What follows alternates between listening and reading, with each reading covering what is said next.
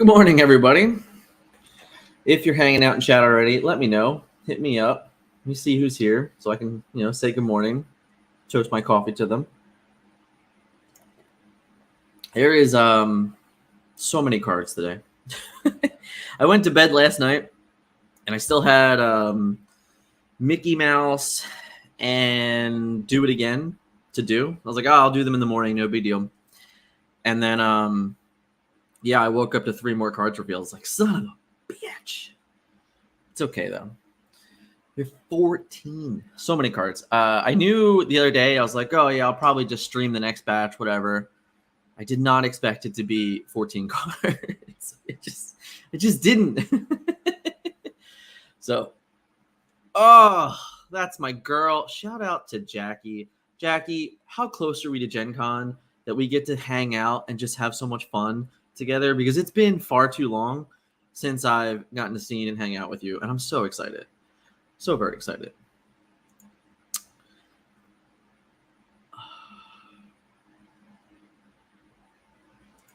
What's up, man? Good morning, sir. How you doing? I'm excited for the grind this morning. All right, it's gonna be a grind.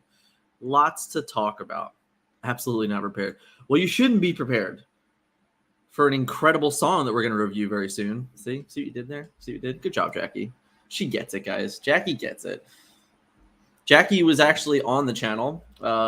She did a video for the commentary video with Vince a couple weeks back. It was actually the last gameplay video we did because me and Scott haven't recorded gameplay in forever now. So if you're looking for recent gameplay and fun interaction between husband and wife, Jackie's got you covered. Oh, all right. I'm like halfway through my coffee. And I imagine I'll be finished it before we get done this. But let's get into it. And let's start the marathon. All right, let's start it. First and foremost, we have a Vicious Betrayal.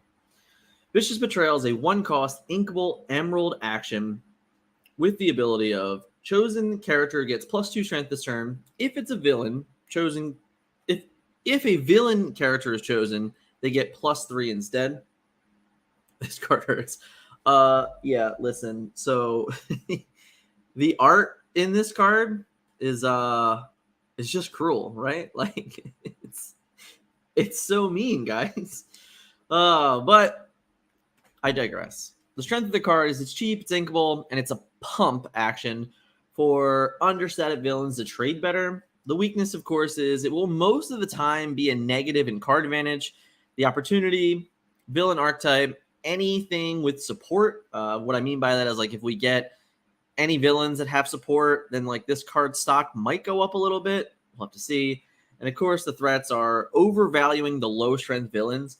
So while I like pump cards in most games, in this game, pump for trading up is effectively like a 2-for-1 for yourself. So while it might look good to get rid of certain characters or like to utilize, let's say, like a Peter Pan as an evasive character, making him have 5 power to trade up to like another evasive 5 willpower might go a long way. But the issue is that, once again, it's similar to Stampede the other day. Like this card, playing it to challenge is almost always like a 2-for-1 for yourself. So it's a bit of a worry. I'm not sure exactly how I feel about it. We're going to need to find other ways to utilize strength outside of just challenging, similar to like the support.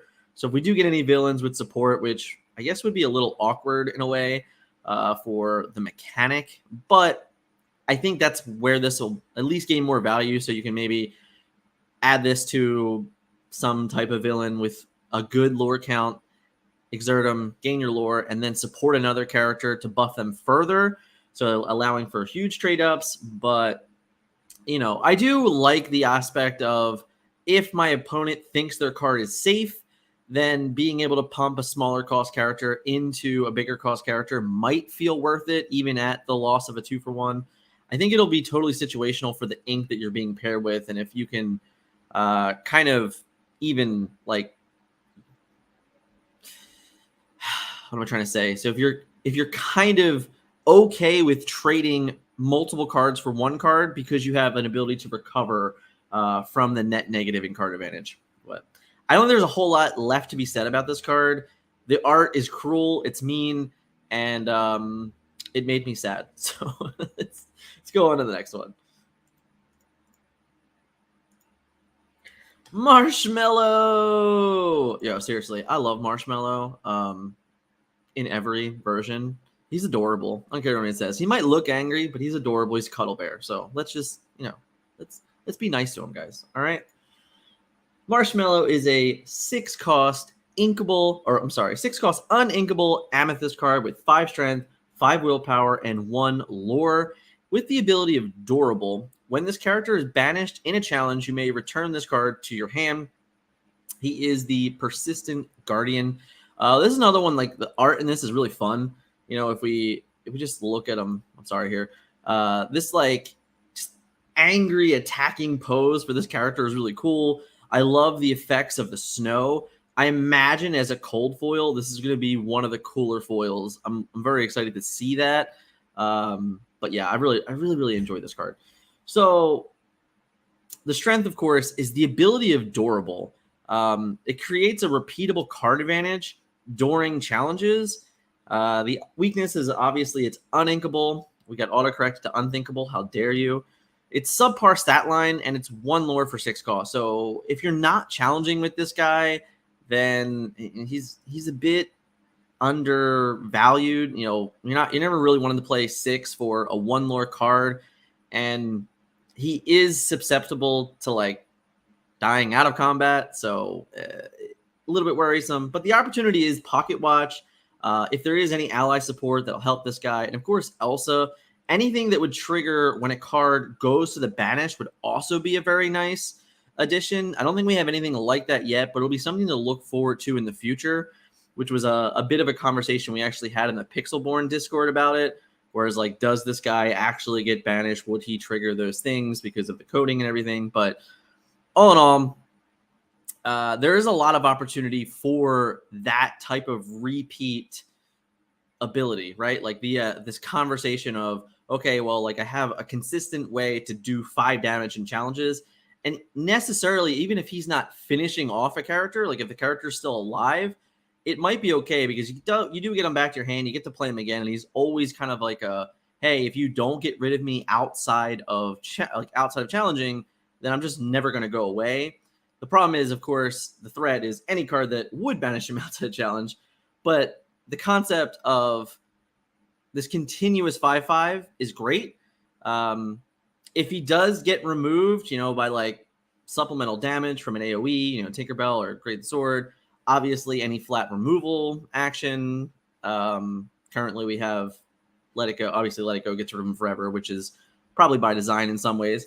But even, newer cards that we're going to spoil here, like Be Prepared, all of the AoE stuff that would get him out of combat, out of challenging. That means like you have an uninkable 6 costs in your deck. So depending on what the field really looks like or what the meta really looks like, this guy might go up and down in value as like the weeks pass, in all honesty. If we're able to get away from it and get multiple uses out of the Durable ability, the card has a good chance to like really make an impact in games. Just going to be really hard to see the success rate until we really develop a true meta game. But let's go. We got a lot of cards to move. We're going to keep going. Okay. Be prepared, guys. I'm not prepared. The art on this one, also phenomenal. If you're hanging out in chat, let me know. Hit me up in the comments. Hit that like button. All right, guys. So this one is a 7-cost uninkable song for Ruby. And it reads, banish all characters. So I always expected that we were going to get a Wrath of God, right? Like I find it hard to believe for any game to like really that like has the ability to leave characters in play and stay really wide and have like no repercussion to doing it, that we had to get some type of card that was going to be like this. I just never assumed it was going to be a song. And we'll go from there. Let's break this one down. The strength, of course, is it currently can banish any and all characters in the game. And yeah, it's a song. That's a huge strength. The weakness, it is uninkable. It costs 7. It can be pricey without being able to sing. The opportunity, of course, is complete game reset, shiftable 7 cost characters like Aladdin or the new Mickey Mouse. The threats, of course, it can be a danger to its own existence, which we've said before. Like cards like Grab Your Sword, cards like Tinkerbell, like any of these cards that are, just letting everyone know well in advance, like, hey, this is a card that you have to be weary of, so don't overcommit, will always be a fear to itself, because if the metagame is just like, okay, well, I'm going to build tempo decks that just live on 1 or 2 characters in play, it makes this card a little worse. But this also just keeps so many things in check. It prevents anybody from going, I'm going to play a card every turn and never exert it until I can just flat win the game, which, don't get me wrong, I don't think is a realistic strategy, but it was a potential of a strategy. So, when you continue to look at cards like this and understand like everything it represents, it's really good. It's in the end, it's a necessary evil, and that's what you have to get, is that you need cards like this to keep things in check. It's just that simple. The fact that it's a song is remarkable because, you can have this ability to shift into 7 cost very early in the game, as early as like turn 5. And then when you shift on turn 5, you're able to just exert that character and reset the board on 5 rather than later. But even later on in the game, like if you're losing control or losing tempo in the game, you can just be like, all right, I'm going to sacrifice my 7 cost card, but because I did that, I still have all of my ink for the turn, which means I'm just going to reset the game and then play a bomb, like a BLT or something like that. And then for Ruby in general, after you were to drop a bomb, whatever that card is, whatever that gigantic 3 lore, 4 lore character might be, you're not going to have the backup of having Maleficent just be an incredible threat. If you're able to literally reset the game, remove everything from the game, and then follow up like a turn or 2 later just with Maleficent, and now just put your opponent even further behind in the game, and you're just going to maintain board control for the rest of the game through Maleficents and through, Dragonfires and things like that. So this card's really good. It's really powerful, and I can't believe it's a song.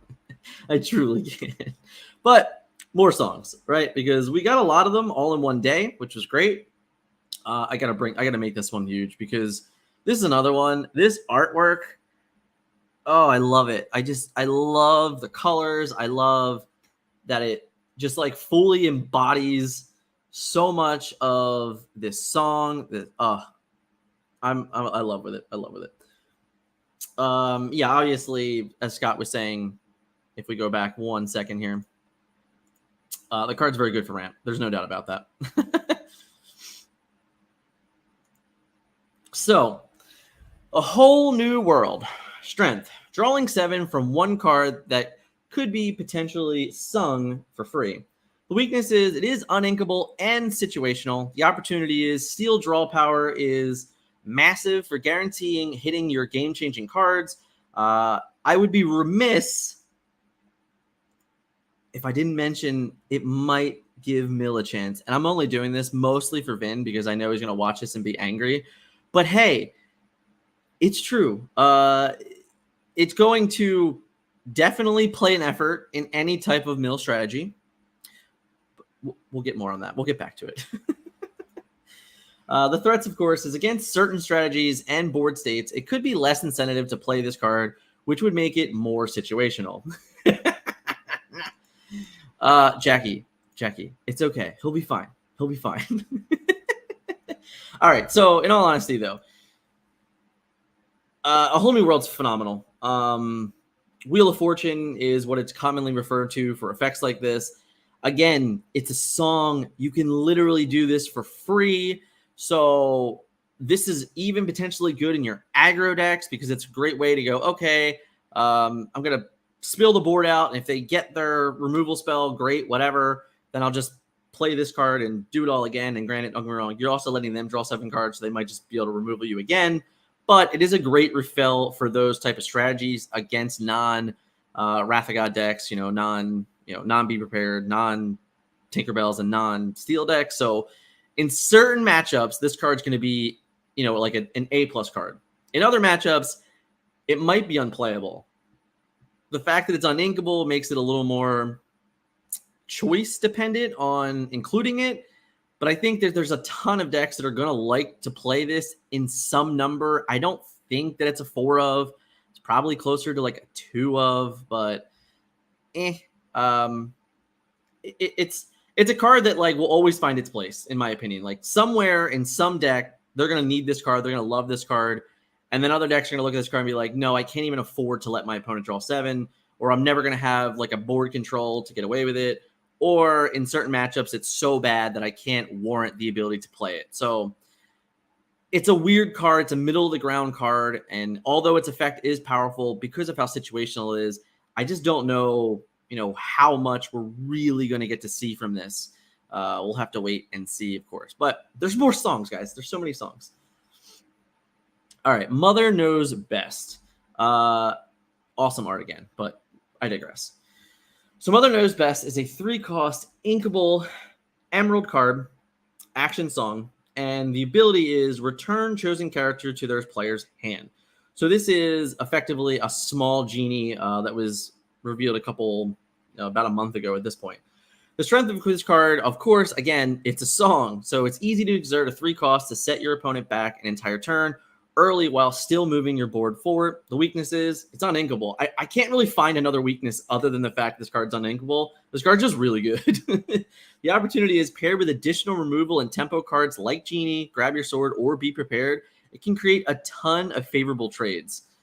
The threats, of course, are cards with ETB enter the battlefield effects. So, yeah, like that's about it, right? Like I guess I could have said this is a weakness, but it's really closer to a threat.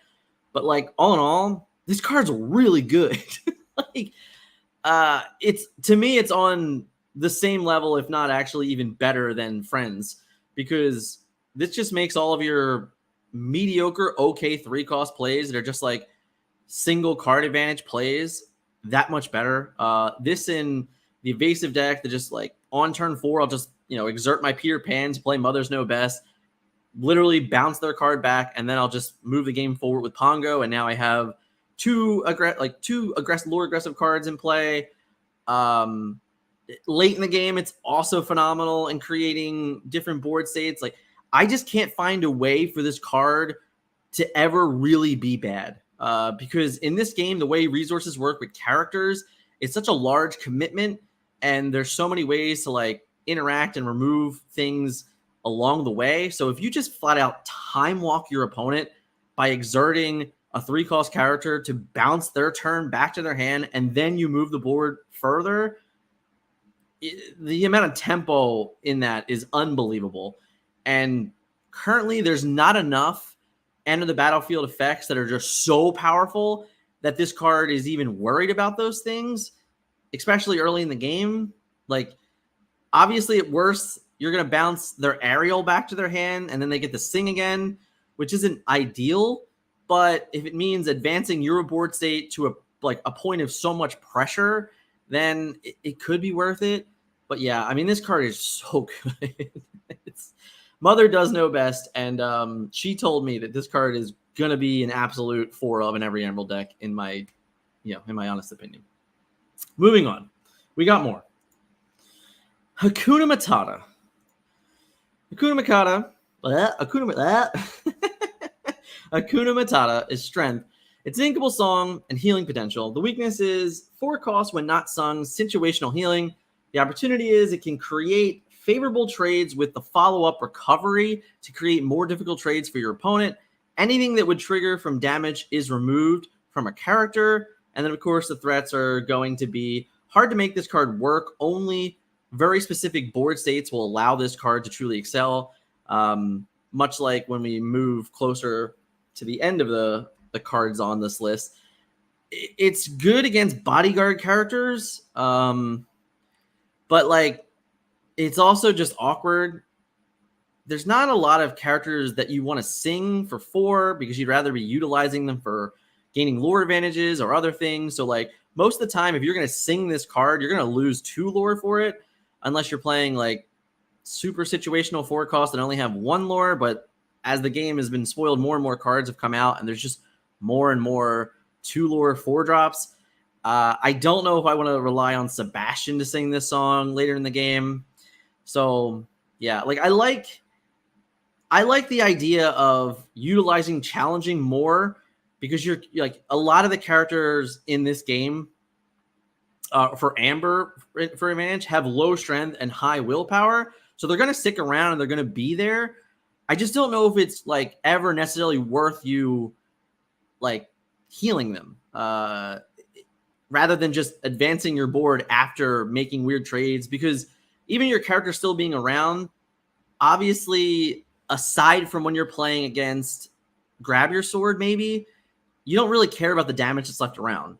So when you start really thinking about what the advantage of this card is versus most of the field, it's probably minimal.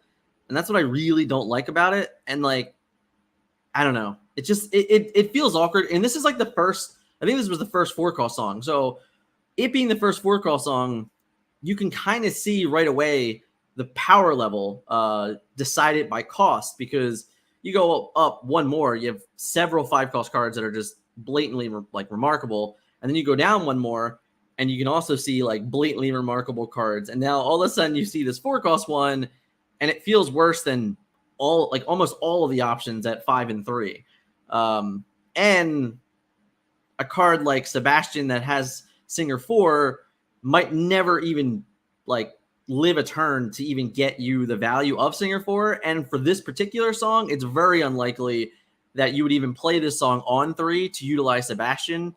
So it's just a lot of stuff that I don't really like about this card in particular. I think it's the worst of the bunch of the songs that were revealed this day. Moving on. Mother Knows Bad. Oh, I didn't change the name. The name is Reflection. That's my bad. This is what happens. Listen, guys. This is what happens when Scott's in Jamaica, and I do these all in the middle of the night and no one edits. That's what happens. Reflection is a 1-cost inkable amethyst action. And it has the ability to look at the top 3 cards of your deck, put them back on the top of your deck in any order. The strength of this card, of course, is it's cheap, it's inkable, it's card information, and it can be sung. It's also the cheapest song. The weakness, the card has very low impact on its own. The opportunity is paired with Necklace, allows you to choose the card you draw with more information, can help finding your inkables for filling out your curve. The threats of the information you gain early can be too uninformed. It's likely best to dig late or an attempt to gain additional advantages. This is such a weird card. Like, there's a lot to like about this card because it's super cheap. Any character in the game can theoretically sing this when necessary. It is really good with the Amber Necklace or Ursula's Necklace, but Amber other songs don't really pair well with it either. So I don't know that this would be a reason to even want to pair with Necklace. But if there are other items that are similar to Necklace that, like, when you play a song, do X, then this card value might go up in stock, which is nice. But all in all, I don't know. Like, the information you're gaining it's good to have it, but it's also not like this game-breaking mechanic. So to utilize this in your deck as like literally a card resource in your deck, it's kind of minimal. So I don't know how much I really enjoy that. And I don't know how much this card's really going to be necessary. I will add this. So it allows you to play uninkables with fishing for cards to draw like Friends and Ariel. It does. So it does help those things. I just don't know. For me personally, I don't know if that matters enough to like play Amethyst over Steel or over Sapphire in the Necklace decks. I just think you get more value out of the other colors right now. And I would be looking for some other item or character that would utilize when you play song effects. We'll have to see over time. All in all, card's fine. Whatever. Moving on. Okay, so we got past the songs. Since we got past the songs, we're going to take a drink. And oh my God, seriously, guys, look at this dude's face. How scary is this guy?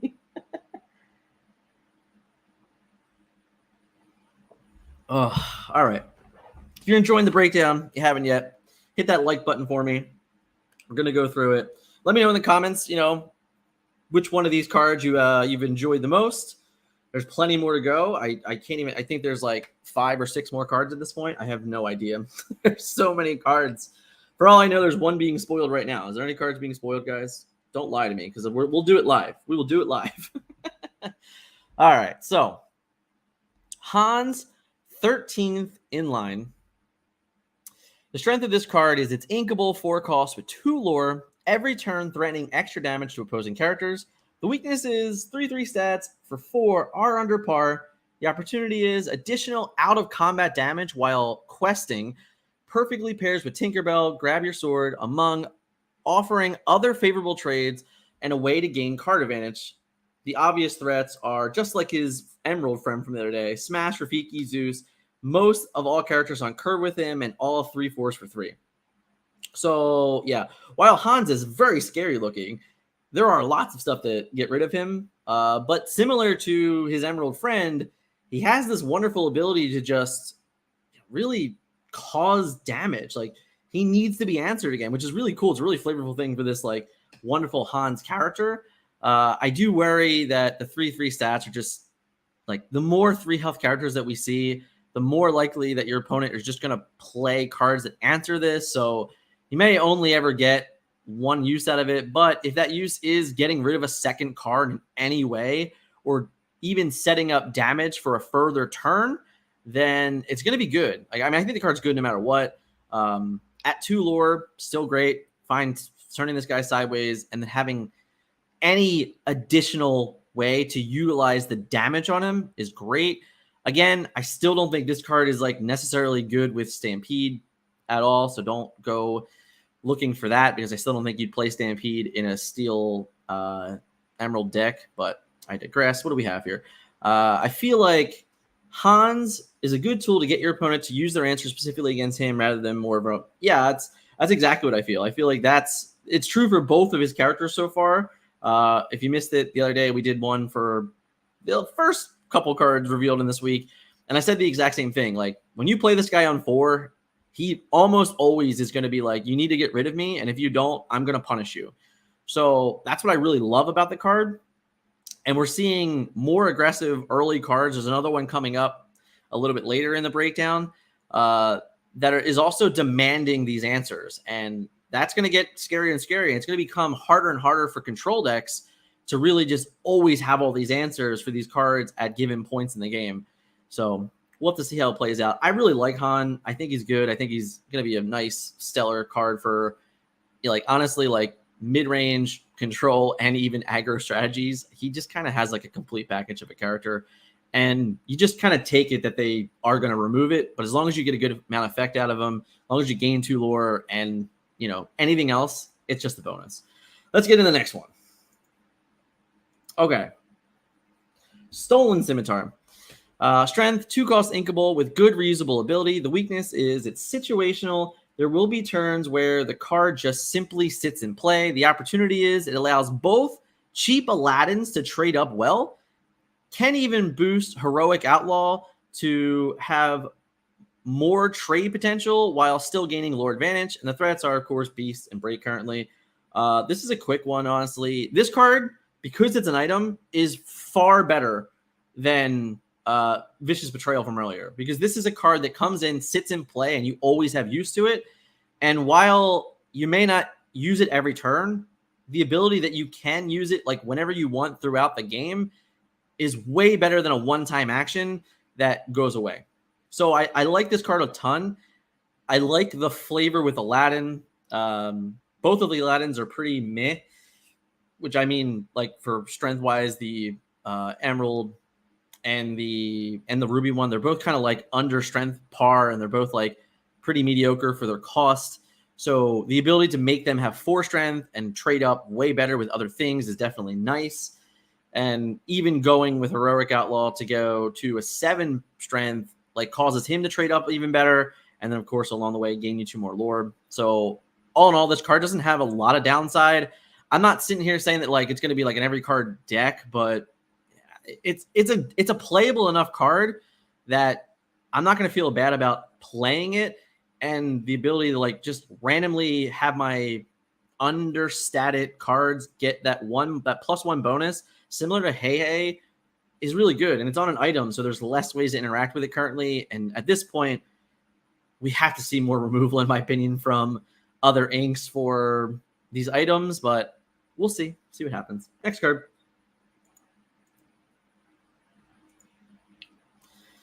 Mickey Mouse, Artful Rogue. Okay.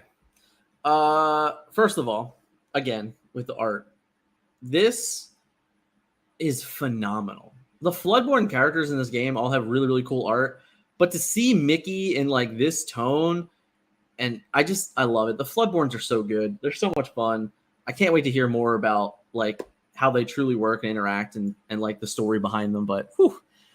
All right, let's break them down. This guy has Shift 5. Misdirection ability is a game-altering ability. And what I mean by that, like, you know, of course we can joke and we can meme and we can throw these things around, but like this character, once it hits play, just can completely shut down your opponent. And that's scary. It's a scary thought for a lot of mid-range strategies in the game that are relying on, you know, like Maleficence or Maui's. Like any of those cards are just like lore machines that, I mean, Maui trades with anything, don't get me wrong, but like, you know, turning Maleficent off, making it unable to lure, really tones down the card of what it can even do. So any of those cards are just like lore batteries, questing batteries, whatever you want to call them. Like this card just stops all of that. And it's really, really fun. It's really, really good. And the interaction with Emerald and the ability to recur Emerald, just really, really fun. Really, really fun. Weakness, of course, it is uninkable. It does cost 7 when you can't shift. The 5 willpower is below curve for 7 as well, so it does die to, you know, more commonly things. But the cool thing is the opportunity, the ability to completely shift the tides in the end game. Even a single do it again will now remove 2 characters from questing, and this is repeatable. The lack of actions, single target removal. Threats or lack of actions and single target removal. So like if you do get to a board state where somehow you didn't draw your actions or things like that, your hand's cluttered and you can't find a way to like truly utilize it, it's not gonna look very good. But like all of the recursion that you can gain and different ways to utilize anything that like do it again is a perfect example. You're just like, all right, I'm gonna bounce that card and then I'm gonna shut off that card.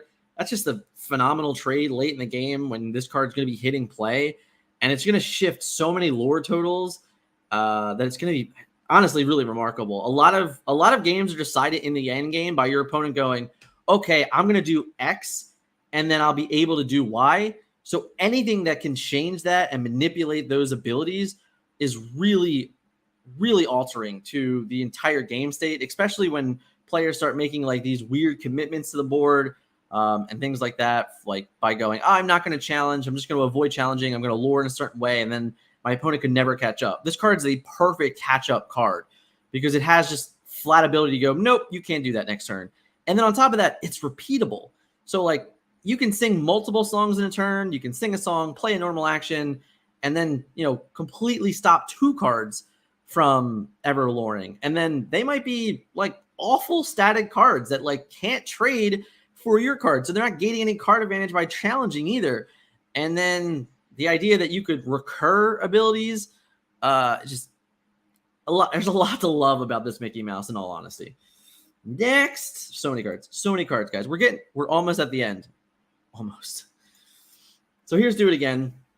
I forgot that I referenced this card like 3 or 4 times, but Do It Again is strength, hand replacement for better actions. The weakness, of course, it is 3 costs. It is uninkable. It's not a song. The opportunity is recurring powerful songs with Rogue Mickey. And the threats is you do need an action in your discard pile to play it, which I guess isn't true. But the sentence should say you need an action card to gain benefit from this one, aside from just making a card not be able to be like quest.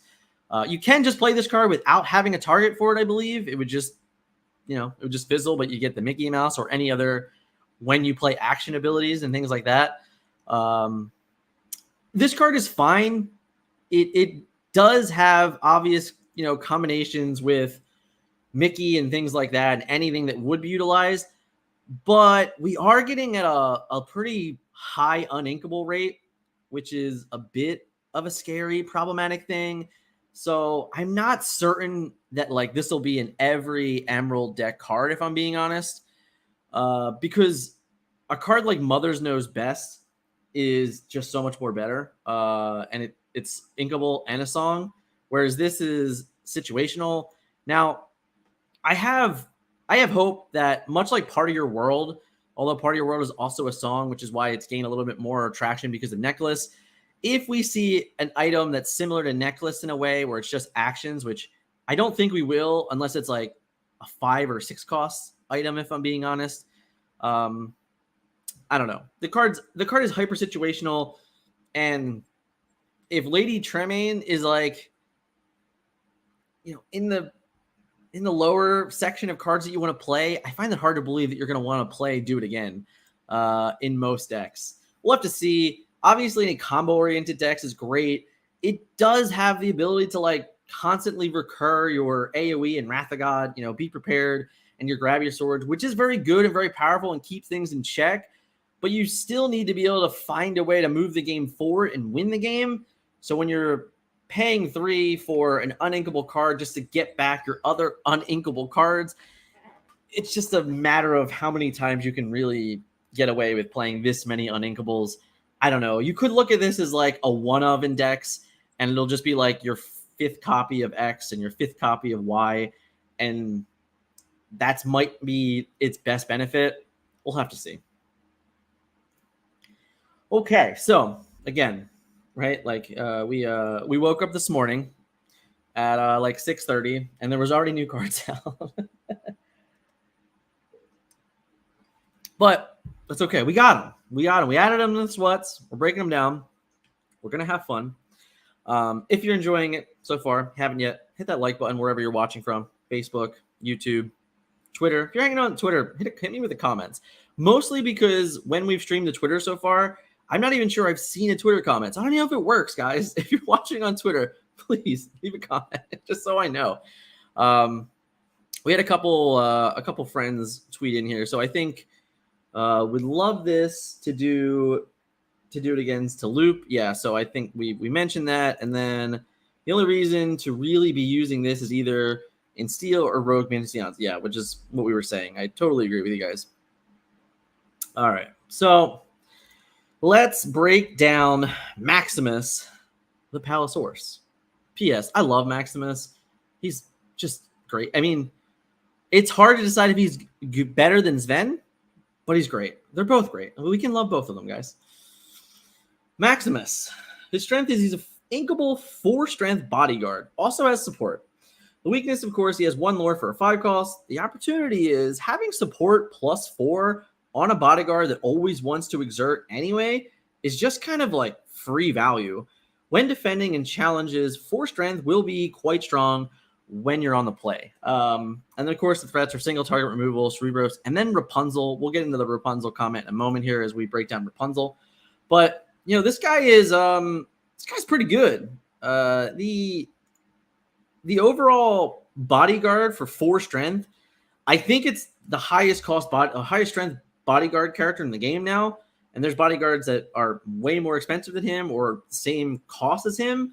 So 4 strength on a bodyguard is pretty great. It does help and make trades pretty favorable in a lot of matchups. But when you're on the play, it's really good. It's really going to be able to just protect whatever you need to be protected on curve, because there's not a lot of things that are going to be able to like just swing up for 5 all that often. And I think that's really like one of my biggest selling points for it. And then my favorite is that when he survives that turn and you get to untap, you now just get to exert him for free lore, still have the bodyguard character, and then use his 4 strength to attack into something else with another character. I like this card a bunch. He's really, really great. Obviously, I didn't mention it in the SWOT, but if there is more ally support or any ally support, another thing for the opportunity. All in all, he's doing a lot of things good, and I think he's one of the better bodyguards, if not the best bodyguard in the set. In all honesty, he's There's a lot to love about this character. Let's keep going. We got more Tangled cards. Flynn Rider. All right, seriously, this guy, he's another one, right? He reminds me of the King Triton again. Like this smirk, like that smirk is just great. He knows he's a jerk. Flynn knows he's a jerk. I love it. It's so good. Flynn Rider is a 2-cost inkable emerald card, 1 strength, 2 willpower, 2 lore, and the ability of Here Comes the Smolder.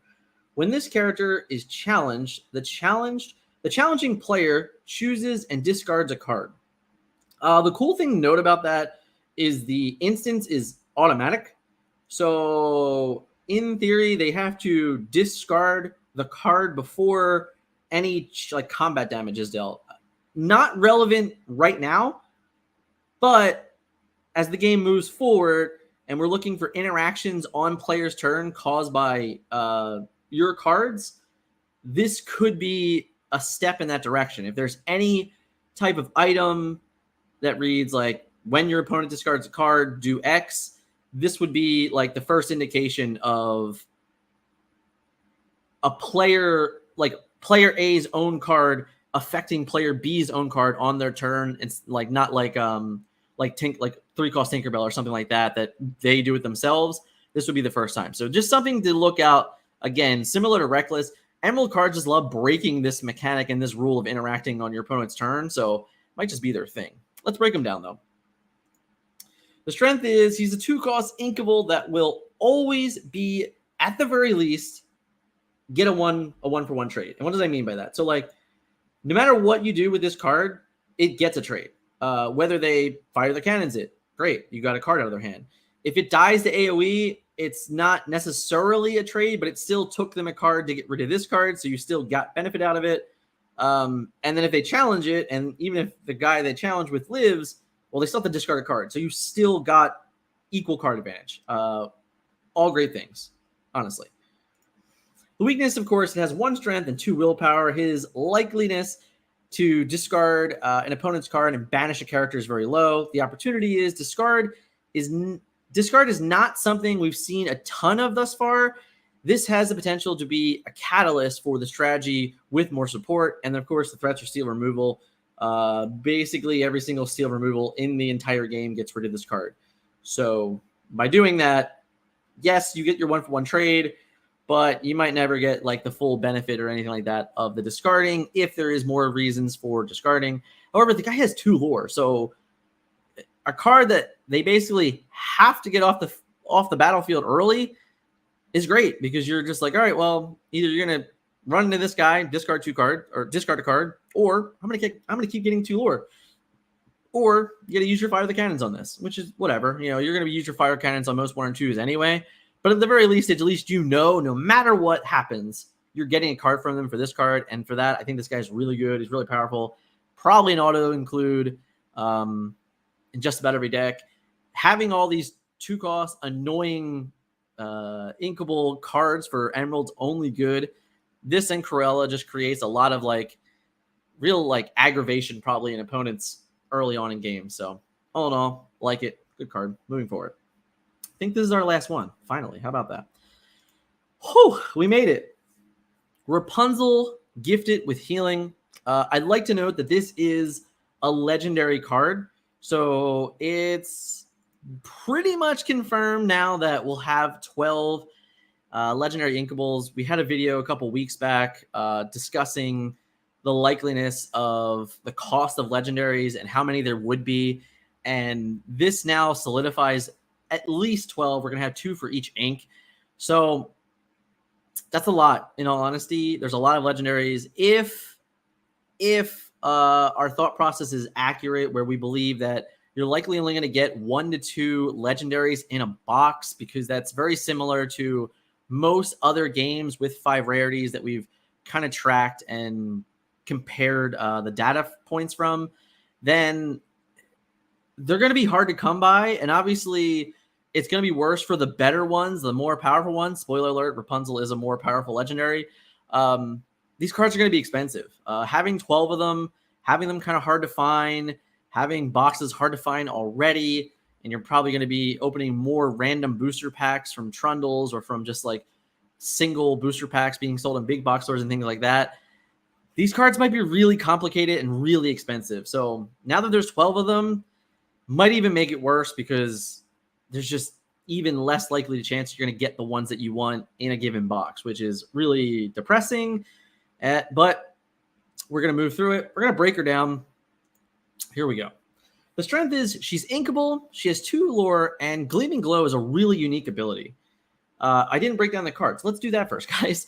She's a 4-cost, inkable, 1/5 with 2 lore, Storyborn Hero Princess, and her ability of Gleaming Glow is when you play this character, remove up to 3 damage from one of your characters, draw a card for each damage removed this way. Very, very powerful, huge strength of the card. The weakness, of course, is 1 strength means she's very understated for challenges at her cost. The opportunity is Rapunzel is an absolute threat to bodyguard characters. Anytime you can create a favorable trade and leave damage on your character, the ability to then heal and draw is good, if not great, at any point during the game. Threats, single target removal is situational and may sit in your hand a bit. What I mean is that, like, you want to play this card for any type of value. Obviously, the minimum is you want a 1-for-1 trade. You want to come in, repair, remove a damage, and then draw a card. But if you can put her into play, remove 3 damage, and then draw 3 cards, this card is absurd. Like, this card is so much better than Hakuna Matata. It's not even funny. Because, again, the likeliness of Hakuna Matata even healing multiple cards that are effective is so minimal. And this card on its own, healing just gigantic willpower characters. This looks really great for your Amber Sapphire ramp decks, where you're just like, yeah, I'm going to ramp into a gigantic butt character, and then I'm going to use them to take out a character. And then you're like, okay, well, I'm glad I did all that ramping. I'll just slam down Rapunzel, fully heal this guy, or, heal him. I'll heal 3 off him at the very least, and then draw 3 cards so I can just play more awesome ramps. Very good. Very, very fun. Very excited about this card. This card is just so good. I can't get enough of it. Again, the art, spot on. Love it. But yeah, I don't know. That was 14 cards. So many cards, guys. I'll put them up. We can run through them again. Let me know, if you're hanging out in chat, which of these you're excited about, because there's a lot of cards to break down here. There's a lot of really good cards here, which is awesome. I gotta tell you what, I am shocked. I'm shocked that this Mickey isn't the legendary for Emerald.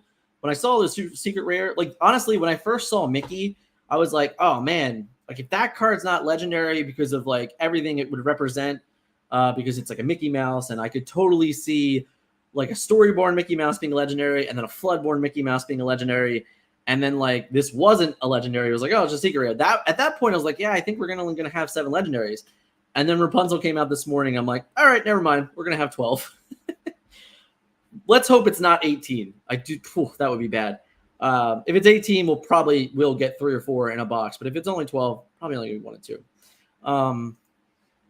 But yeah, I mean, there's a lot of cool cards. It's great. I think we're at 138 cards now. So we're getting really close. Next week is Lorcana week, which has me honestly believing that we're going to have every single card in the game revealed a week before Gen Con at this point, which is great. That means you're going to already know, going in the Gen Con, you're not going to be worried about missing out on brand new cards revealed or something like that, because everything's going to be here. Everything's going to be evaluated. It's great for the people going to Gen Con that want to utilize the information best at Gen Con, in the starter deck events and things like that. Or, at the trade tables when you're trying to look for specific cards and specific foils, what you're searching for in advance. You don't need to be like, oh my God, someone opened some random thing I haven't seen before, and now I have to figure it out. But yeah, a lot of these cards, having everything revealed is certainly helpful for those of us playing in the first sealed event. Obviously it does, don't get me wrong. You can definitely utilize the information to the best of your ability, but there is a fair amount of random factor to it as well, because I'm fairly confident you get to open your booster pack and add that to it, which obviously you can't account for when you're playing in the events. You can't be like, oh, my opponent opened Be Prepared, so I guess I have to be weary of that. But a lot about the starter deck, the fact that we still don't know the rules of even the event yet is up for debate also. But it will definitely give the more competitive players the ability to just flat out test games with starter decks, which, yes, I will be doing. Don't get me wrong. What else we got? I hope there's an online client for the game. If you haven't checked out Pixelborn yet, I will give me 1 second. I'll get you a video for it, and we'll hit you back with that. 1 second.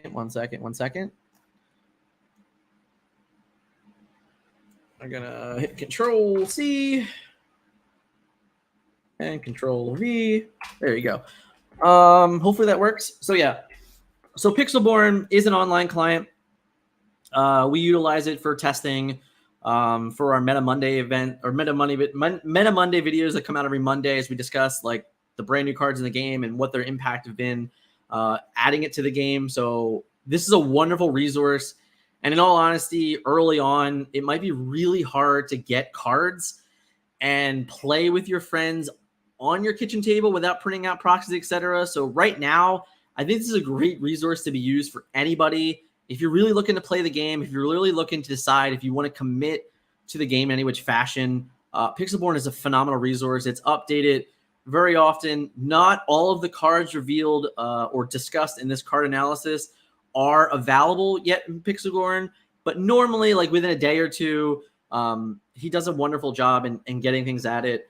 I know Scepter was a bit of a hard card for him to code, and there was a couple others that were a bit, but he does get it done. So like, it's a wonderful tool to utilize. Definitely check it out if you haven't. It's absolutely worth it, and you can like the queue times for a game are pretty low. In all honesty, you know, you can get a queue time in 30 seconds. If it's like in the middle of the day and there's nothing really going on, then it might be like 5 minutes or so. But hey, it's still cool. There's no bots or anything like that. You're always playing against real people, which is also fascinating because as a Marvel Snap player since launch, like I hated bots. So I love the idea that we don't have to deal with them. Great, of course. So definitely check out Pixelborn if you haven't yet. I'm curious what the last card reveal will be. That's a really good one. Obviously, there's so much speculation, right? Like, we've seen a lot of stuff. I do think today, I'm sure, like the moment I end the stream, if it hasn't, let's check. Let's make sure there's no other cards revealed yet. Doesn't look like it. All right, so no cards yet. But I assume the moment I decide to end stream, we're gonna get Elsa. I do think Elsa's gonna cap off the end of Frozen Week, and I'm hoping it's like a shiftable Elsa. Whether it's Sapphire, probably, I hope that it's Sapphire. Shiftable Sapphire or shiftable Amethyst, or maybe some like weird one like a Floodborn one or something like that that's like Ruby or something would be really cool because I'm a big fan of the Ruby Amethyst control deck and I would love to see that. But I don't know. You know, if you guys are reading this comment, you're still hanging out in chat, let me know. What card would you like to see revealed last? I know from past games, you know, they do tend to save the best for last. If I go back to Transformers, I remember talking to Scott about this, like Bumblebee or Grimlock were the last cards revealed, and they were like pretty altering cards, which are great. And then I can think of later sets where like a card, for all my old Transformers fans, there was a card that was basically like an instant on your turn. Transformers the same way. There was no real interaction on your opponent's turn, but there were cards that triggered on your opponent's turn. So it had like an ability that like removed all of your opponent's equipment on their turn, and that was really fun. So yeah, I mean, the last cards revealed should be bangers. Let's be honest. It's crazy hearing some game shops selling boosters for $350. I got mine for cheaper than MSRP because local game shops give discounts for sealed products. Unfortunately, Scott and I are going to cover the allocation stuff in the next podcast next week. So that'll probably be Tuesday or Wednesday night, most likely. So hit the subscribe button if you guys haven't, if you've been hanging out with me, of course. But I'm going to be flat out honest. I just don't blame any of the LGSs for going up in value. And here's why. Right now, we blatantly know that the allocations are low. There are multiple sources out there that will tell you that are low. If you have anyone that pre-ordered from even larger scale distributors that you know of personally, like I have a couple friends that are, really high up in the industry, work with distributors for years, always have whatever they want in allocations. And from all of them, they've told me that they were nowhere close to them for the most part. And these are like gigantic sellers of the online community. So yeah, it's going to be really tough to get product. In my humble personal opinion, getting product on day one for like 99% of the people that want it is going to be nearly impossible. And it sucks to say that, but it's just the honest truth. And the best thing I can do is remind everyone that this game is not here for one set, right? It's not here because it's like on August 18th, I got to play this game, right? This isn't like Diablo 4 where it's like, oh my God, Diablo 4 is coming out on June 2nd and everybody gets it. That's not true, right? Like it's just not. So card games are different. And this is with all new card games. It just so happens that the scale of popularity, because this is a Disney game, puts so much more of like a scope on it that it makes it even more difficult. But like even last week or a couple weeks ago, Shadowverse came out, which is a new card game that was a digital game for years that has been a TCG over in Japan for years. But now the English version just came out. Well, when I went to my local game store to buy boosters, they didn't have any, right? Like it was already gone. They only got like one box. So like this is going to be similar because it's such a bigger IP. We expect it so much more for it. And we just didn't get it, which sucks. But I can tell you that I live in Philadelphia, which is a, huge metro city, and every single store, I'm not kidding, every single store that I've spoken to, which is over 20 stores now, not a single one of them is taking pre-orders. Not one. And not a single one of them has given me a direct answer for how much they're even going to get on the day of release. Some of them have told me we're not getting booster boxes. We're only going to have starter decks, or we're only going to have troves, which is frustrating. So I understand the frustration, but at the end of the day, we got to be patient and we got to understand that the game is already committed to 7 chapters. There will be further ways to get the game as time goes on. And I know we've all been hyper patient. I know we're all exuberant for the cards to release, but in the end, we got to accept that like, hey, this is a brand new card game. It's very hard for them to understand what the scale of the people are going to be looking for it in a given time frame. So when they purchased the original thing, they just, they didn't think highly enough of themselves, in my opinion, that the game was going to sell out at a grander scale. Hopefully, before we know it, everyone has access to as many cards as they want. It'll be good for everybody because honestly, even the secondary market for the game is going to be really, really rough to start because the supply will be so low in the first month of the game probably that to buy cards on the secondary market is going to be really rough. And the last thing I'm going to mention before I move on to the next comment is there are no organized play events for 2 months after release. So there is no like, oh my God, I need to get this card right now, aside from the fact that you really want it. So if you just be patient with that, then you won't get like completely overpaying commitments from it. So that's all I gotta say is like, if you're really gung-ho about certain things, I warn you to be patient. That's all. Just be patient. Let's move on to the next one. I'm guessing a legendary of someone we haven't seen yet, like an Amethyst Ursula. Amethyst Ursula would be cool. Cinderella, Winnie the Pooh, right? Like these are all characters that I could see being legendary and just getting the huge pop at the end. Another Mickey Mouse, in all honesty, another Moana. Yeah, I think there's a lot of characters that could truly end it, in all honesty. I'm more or less resigned to waiting for the second printing to get product. Yeah, it's gonna be rough. That's all I can really say. It's gonna be rough. It's not gonna be easy to get product, which is unfortunate, and there's not much we can do about it. We just have to hope that the second wave comes in a good enough time to start enjoying the game. My fear is that like the second wave doesn't come until the middle of August. So then Miami Con is kind of at a worry for what they can really do in their event and their OP, which would suck because like I really want to go to Miami, but I want to have a reason to go to Miami. And if they can't get like if they can't get people there to play an event because like not enough people have cards, that's not going to feel very good. If Ravensburger doesn't release a sealed format, that could also make OP in stores worse because again, like stores can't have organized play for constructed if no one has cards. I mean, and no one, the starter decks are going to be boring after a week. It's just a fact, guys. Like just the way the game works. You only play so many games with the starter deck before you're like, yep, this sucks. And like maybe you can do a system, and this is like something that we're going to bring up in an organized play video, but a system I really like from Magic the Gathering is commander decks. You know, it stores when new commander decks event. We have a store near us called Brave New World. Shout out to you guys. They normally they used to host a league where it's like, all right, here's the new commander deck.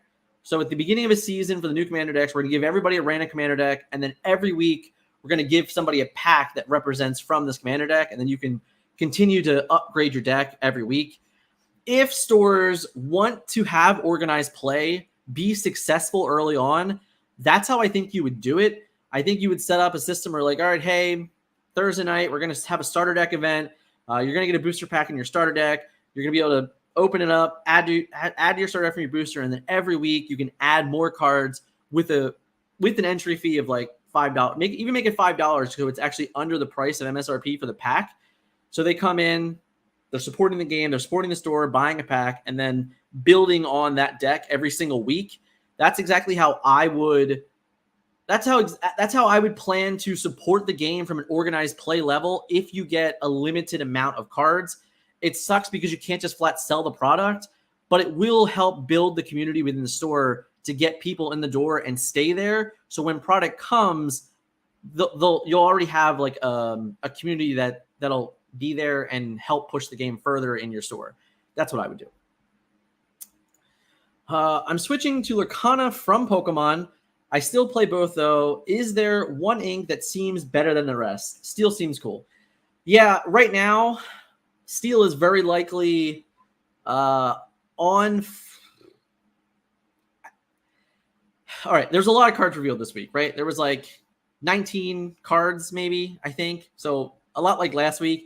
There was a lot more impactful cards, and there was a lot of cards that are like bigger than 2 or 3 health that don't just flat die to Tinkerbell combos.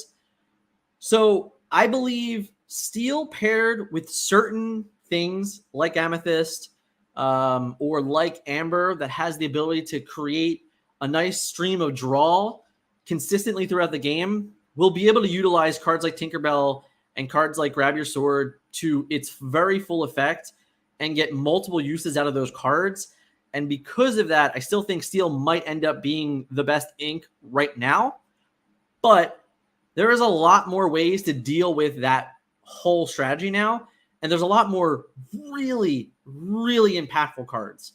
It's like the card on screen right now, Even Be Prepared. Like this is a very impactful card for that, that deck in general, because it really relies on playing Tinkerbell or playing Grab Your Sword and then like finishing the game out with a couple like tempo cards in a way, or like mid-rangey cards. They don't really have like a full-on control break the game card. Like Maui is kind of that way because he's an 8/8 with 3 lore, but having a card like Be Prepared just go over the top of them and go, yeah, I don't really care what you did. We're just going to end all of those gigantic cards that you have left in play, and then I'm going to play a giant card afterwards, like out of Ruby Amethyst Control or like Ruby Sapphire Ramp.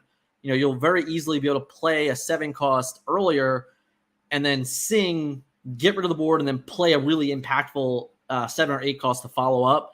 And then Steel doesn't have a great 1-for-1 removal for those things. So I think it's really shaping up to really be nice and compact and truly have that that rock, paper, scissors feel to it. So all in all, I think there's a lot of different inks alike. And I think that there's even a fair amount of like really playable characters that you can attach yourself to explicitly. Like if you're an IP like fanboy, like coming from a game like Transformers, where I met a lot of players. There was a ton of players in Transformers that, they're like, oh, I really, really want to play like this card because I love this character. And the card's just bad. Like, cards is really, really bad. I feel in this game, they've done it justice by a lot of different characters. And it's very hard to find like a specifically bad, unplayable version of like the higher characters. My one exception right now is Moana, but Moana got a lot of really playable cards today. And even like a card like Rapunzel, which I didn't even mention in the opportunity for Rapunzel. But even a card like Rapunzel is great for the Moana strategy because you do have a lot of low strength, high willpower with good lore amounts on those cards, like on your princesses. So a card like Rapunzel just adds the whole princess deck. So there's going to be a lot of different themes for everyone to really gravitate towards. And I think that's really, really good for the game in general. And it'll also make it really easy for new players, which is great because there won't be like, oh, hey, this is the best deck and you have to play this, nothing else. I think right now it's very much shaping in to be a pretty balanced, balanced set one, which is great to see in a game. And there looks like a lot of choices. As long as you can create a flow of rock, paper, scissors, which is, just even like just in general, let's just say like 2 aggro decks, 2 mid-range decks, 2 control decks, and they all might have different better matchups against the other. That's 6 decks in like the competitive metagame that really goes a long way in helping healthy games. So, all right, guys, I have had a blast hanging out with everyone today. If you've been hanging out, you came in the latter half, you're just sitting out, hit that like button for me wherever you're watching this. If you're watching me afterwards, leave me a comment on the video. Let me know which of these 14 cards that you like the most, that you enjoy. And guys, I'll be back probably, I don't know, maybe Monday night, maybe Monday morning. We'll see. We'll have to see how the week goes. But there's, I expect over the next week, honestly, probably next Friday for sure. We might have every card revealed, unless they wait, until like the morning of Gen Con or something like that. But I have a really good, strong feeling that we're going to get, these 60 plus cards. I think there's like 60-ish cards left. We might honestly get 60 reveals next week, which is remarkable and ridiculous. So thank you guys so much for hanging out with me today. If you haven't yet, hit the subscribe button for me, give support to the channel, and I will catch you guys in the next one. See ya.